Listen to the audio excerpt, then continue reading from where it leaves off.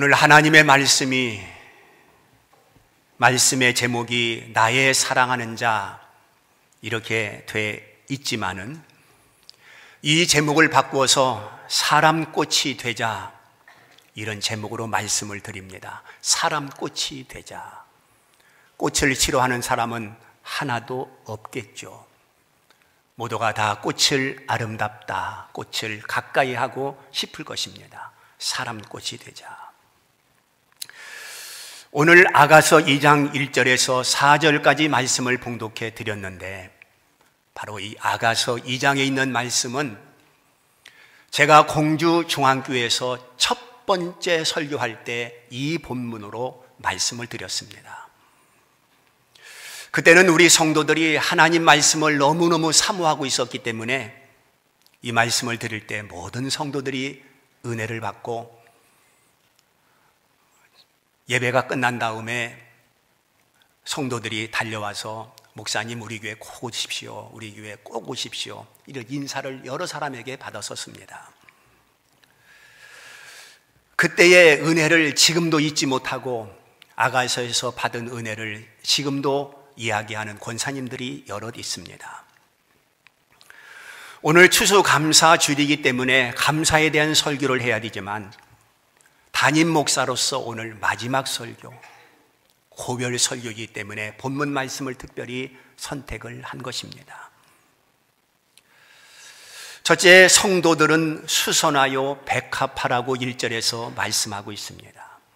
성도들을 꽃으로 비유해서 말씀하고 있는 것입니다. 왜 성도들을 꽃으로 비유해서 본문에서 말씀하고 있는가? 세 가지 이유가 있다면 하나는 향기 때문에 그렇습니다. 꽃에는 어느 꽃이나 향기가 있습니다.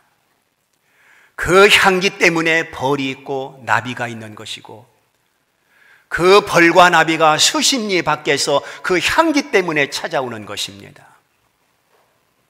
특별히 백합꽃의 향기는 더욱 짙습니다. 그게 백합꽃의 생명입니다. 성경을 보게 되면 성도들을 향해서 향기라고 말씀을 하고 있습니다.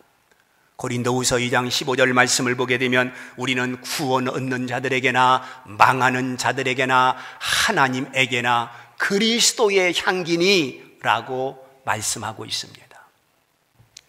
예수를 믿는 사람은 불신자들에게도 향기가 되어야 되고 예수를 믿는 사람에게도 향기가 되어야 되고 하나님 앞에서도 향기가 되어야 된다는 것입니다. 즉 사람꽃으로 살아라 말씀하고 있는 것입니다. 그러니까 교회에서도 향기가 될 뿐만 아니라 사회 현장에서, 직장 현장에서도 향기로 살아야 될 것을 말씀하고 있습니다. 성도들에게서 악취가 나면 안 된다는 뜻입니다.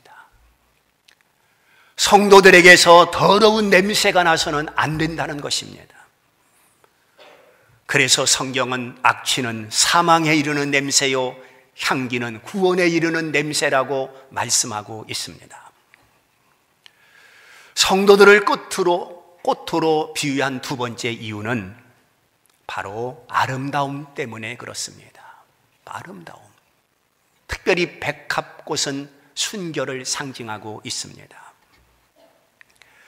우리 성도들이 누굽니까? 세상에서 부름받은 자들입니다. 죄와 허물로 죽었던 자들입니다. 냄새나고 더러웠던 자들입니다. 우리 하나님께서 그 옷을 벗기시고 그리스도의 옷을 입혀주셨습니다. 그 옷을 성경은 빛난 옷으로 소개하고 있고 흰 옷으로 소개하고 있습니다. 그러므로 성도들은 아름다움이 성도다움입니다. 뿐만 아니라 성도들을 구별된 백성이라고 말하고 있지 않습니까? 세상의 죄와 구별하고 악한 것들과 구별하여 성도만의 소중함을 가지고 살아야 할 것을 말씀하고 있는 것입니다. 우리가 세상 속에 살지만 그 악한 세상에 동화되지 아니하고 속화되지 아니하고 우리는 그리스도의 못으로 사는 자들이고 그리스도의 진리로 사는 자들임을 말씀하고 있는 것입니다. 우리는 속화될 수 없는 것이 너희는 세상의 빛이라고 말씀했기 때문에 빛은 빛이지 어둠과 타협하여 회색을 만들지 않습니다. 빛이 있을 때 어둠이 쫓겨가는 것입니다. 너희는 세상의 소금이라고 주님께서 말씀하셨기에 맛없는 세상에 나 하나로 인해서 맛있고 썩어가는 세상에 나 하나로 인하여 방부제가 될 수 있는 세상의 소금이 바로 우리들이라는 것입니다. 그래서 우리들을 통해서 아름다움이 있고 구별이 있는 것입니다. 이게 사람 꽃입니다. 성도들을 꽃이라 함은 열매 때문에 그렇습니다. 사도 바울은 성도들을 향해서 열매 없는 가을나무가 되지 말라고 권면을 하고 있습니다. 예수님께서는 무화과나무를 보시고 열매를 찾지 못할 때 그 나무를 말라버렸습니다. 열매 없는 그 나무는 사명을 상실했기 때문에 존재 이유가 없다는 것입니다. 주님이 요구하시는 것은 거칠애가 아닙니다. 무성한 잎이 아닙니다. 오직 열매, 주님께서 원하셨기에 열매가 없는 그 나무를 더 이상 존재하지 못하도록 주님께서 조치를 하신 것입니다.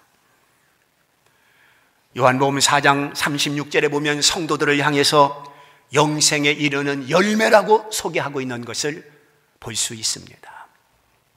성도들은 꽃입니다.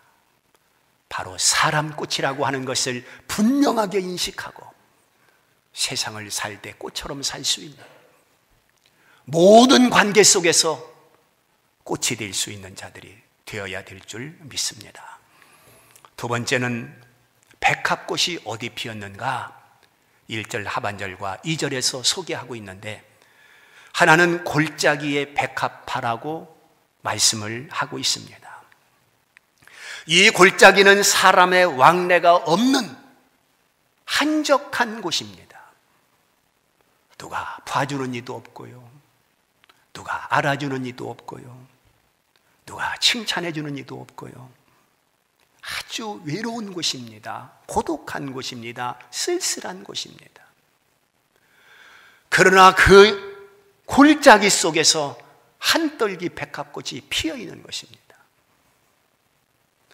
사람의 왕래가 많은 백화점 한복판에 이 꽃이 있는 것이 아니고 휘황찬란한 네온 사인 밑에 이 꽃이 있는 것이 아니라 버려진 땅 같은 그런 땅에 이 백합꽃이 피어 있는 것입니다.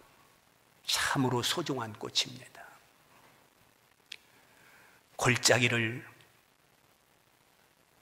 골짜기로 보지 아니하고 백합꽃 한 송이 때문에 정원으로 볼 수 있는 것입니다. 그렇다면 이 백합꽃 사명이 얼마나 큽니까? 자기 한 송이를 통해서 골짜기로 보지 않고 정원으로 볼 수 있다면 이 꽃의 사명이 얼마나 크냐, 그런 말입니다.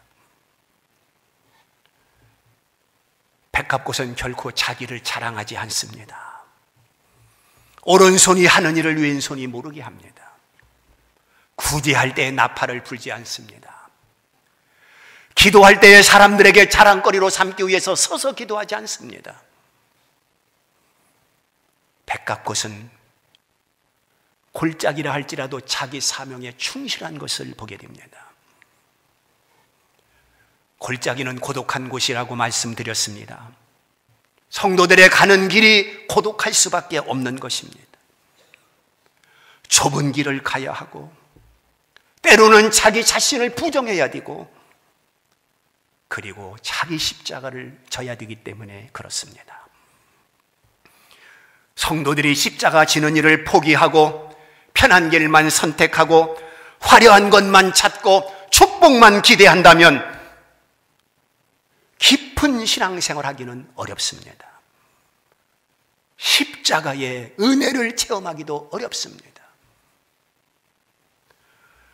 우리 성도들은 시편 23편에서 말씀하고 있는 대로 사망의 음침한 골짜기도 다녀보고, 시편 40편에서 말씀하고 있는 대로 수렁에 빠져보기도 하고, 때로는 기가 막힐 웅덩이에 빠져보기도 할 때 거기서 주님의 십자가를 체험할 수 있고요, 거기서 하나님의 은혜가 무엇인지 절절히 느낄 수가 있고요, 거기서 하나님의 풍성한 사랑을 경험할 수가 있는 것입니다.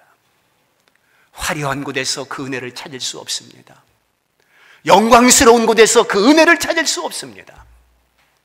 바로 골짜기 속에서 찾을 수 있는 하나님의 은혜라고 하는 것을 알게 될 것입니다. 그 다음에 가시나무 가운데 백합화라고 소개하고 있습니다. 2절에 보면 가시나무 가운데 백합화라. 가시는 무엇을 말합니까? 나를 괴롭히고 나를 찌르는 것을 의미하고 있습니다. 바울에게 가시는 질병이었습니다. 무슨 질병인지 모르지만 그 질병 때문에 바울도 아파하면서 선교를 했습니다. 세겜 사람들에게 가시는 아비멜렉 왕이었습니다. 예수님에게 가시는 면류관이었었습니다. 그렇다면 우리 성도들에게 가시는 무엇입니까? 나름대로의 가시가 있을 것입니다. 이 모든 가시를 총칭해서 고난이라고 말할 수가 있을 것입니다. 고난에는 반드시 하나님의 뜻이 있고, 반드시 하나님의 목적이 있고, 하나님께서 하시고자 하시는 계획이 있음을 깨달아야 됩니다. 세 번째는 3절 말씀을 보게 되면, 남자들 중에 나의 사랑하는 자는 숲풀 가운데 사과나무 같구나, 이렇게 말씀을 하고 있습니다. 남자들 중에 나의 사랑하는 자, 남자들입니다. 복수입니다. 수많은 남자들 가운데, 수많은 남성들 가운데 오직 한 사람을 바라보고 한 사람을 사랑한다는 의미입니다. 한 사람을 사랑할 때 거기에 진정성이 있는 것입니다. 그 사람에게 나의 마음을 다 주고 나의 몸을 다 줄 수 있는 그런 사랑의 고백입니다. 이 사람 저 사람을 사랑한다면 사랑의 실패자가 되고 말 것입니다. 그러면 남자들 중에 나의 사랑하는 자가 누구냐? 남자들 중에 나의 사랑하는 자, 이것을 역사적으로 보면 술람미 여자의 상대인 솔로몬 왕을 말합니다. 그러나 아가서의 중심은 장차 오실 예수 그리스도를 우리에게 보여주고 있는 것입니다. 그래서 아가서에서 신랑은 예수고 신부는 교회입니다. 그렇다고 한다면 영적으로 남자들 중에 나의 사랑하는 자가 누구냐면 바로 장차 오실 예수 그리스도를 우리에게 보여주고 있는 것입니다.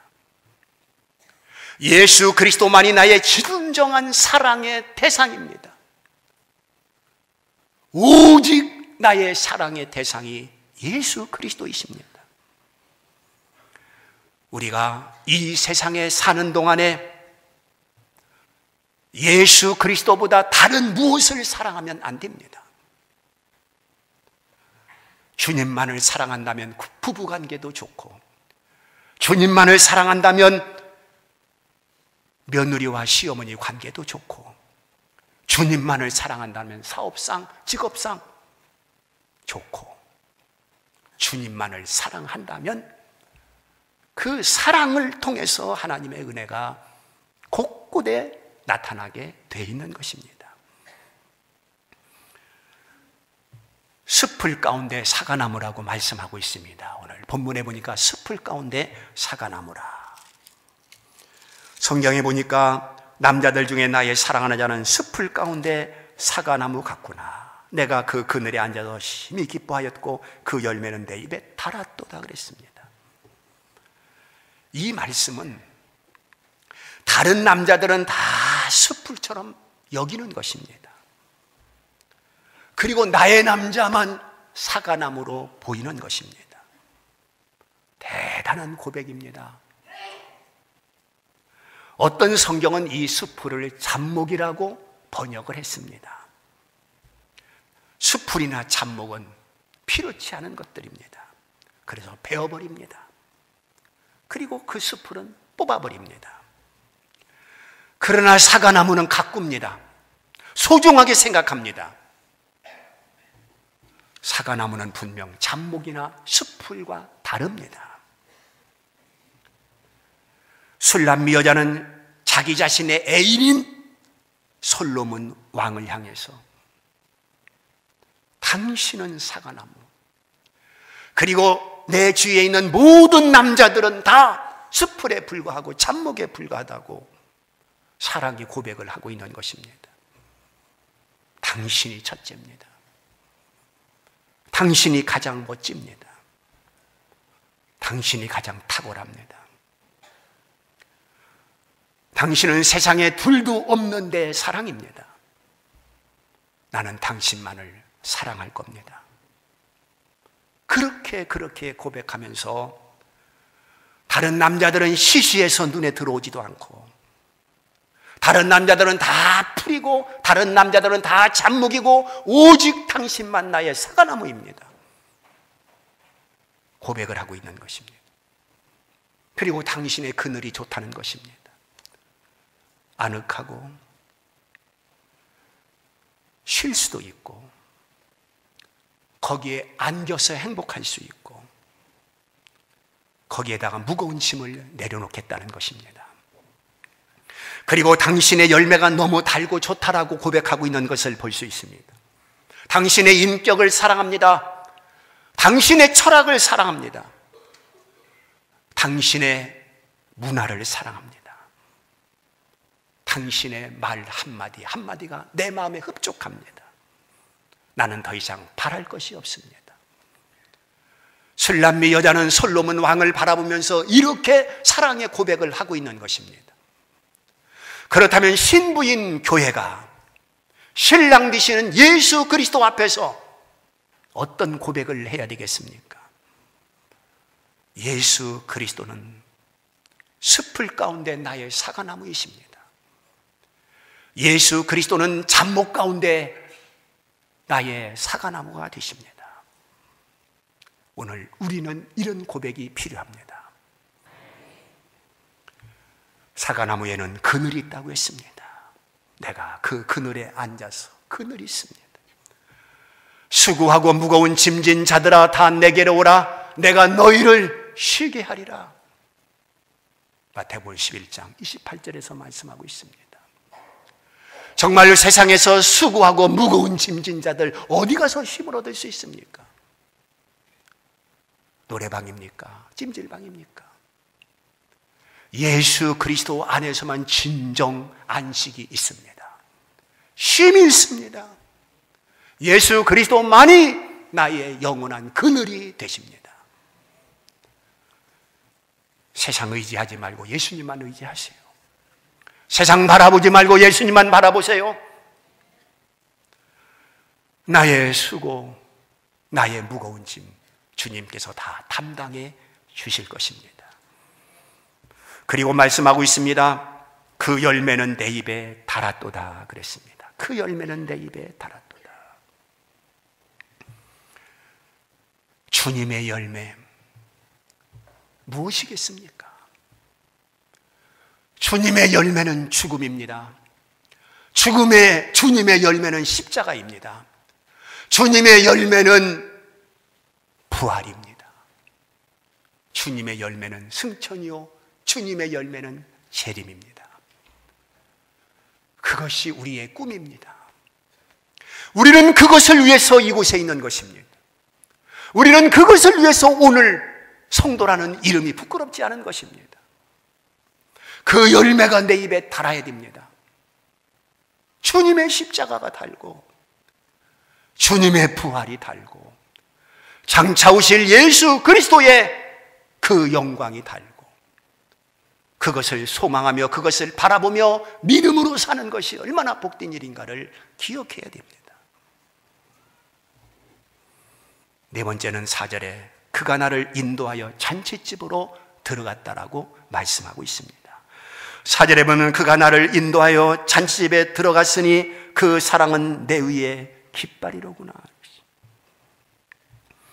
예수 그리스도는 우리를 잔치집으로 인도하십니다. 잔치집에는 흥이 있습니다. 노래가 있습니다. 먹을 것이 있습니다. 정이 있습니다. 사람이 있습니다. 귀신은 우리를 어디로 데려가느냐? 무덤 사이로 데려간다고 성경이 말씀하고 있습니다. 우리를 공동묘지로 끌고 가는 거예요. 거기는 음산합니다. 어둡습니다. 죽음입니다. 소망이 없습니다. 바로 예수님은 잔치집의 주인공이십니다. 그러나 사탄은 우리를 어두운 곳으로 끌고 갑니다. 거기는 절망만 있을 뿐이고 어둠만 있을 뿐입니다. 그 손에 잡히면 안 되는 것입니다. 예수님은 우리를 기쁘고 희망 있는 곳으로 인도하지만 사탄은 우리를 절망의 늪으로 밀어넣는다고 하는 것을 기억해야 됩니다. 말씀을 마칩니다. 우리는 사람꽃입니다. 사람꽃.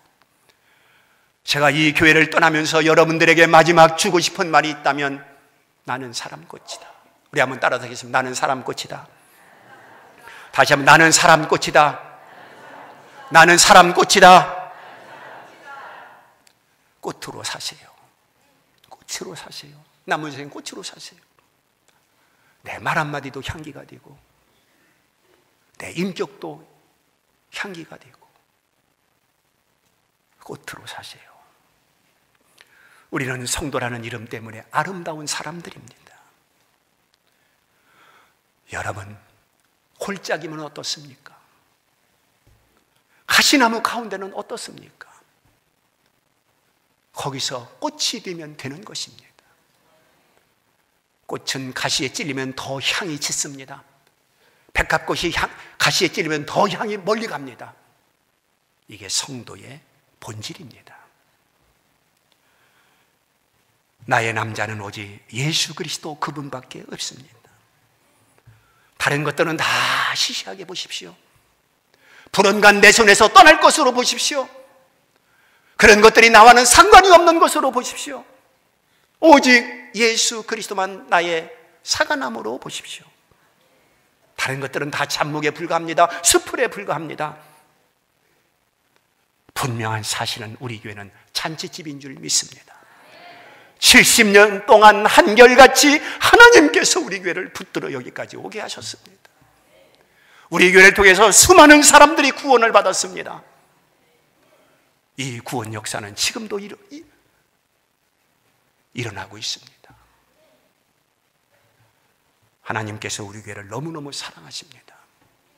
그리고 여러분들은 우리 공주중앙교회에 온 것을 감사하게 생각하시고 은혜롭게 생각하시기 바랍니다. 평생 여기에 뿌리를 박으며 하나님 앞에 영광 돌려 살아갈 수 있는 여러분들이 되기를 바랍니다. 그리고 나는 사람꽃이다.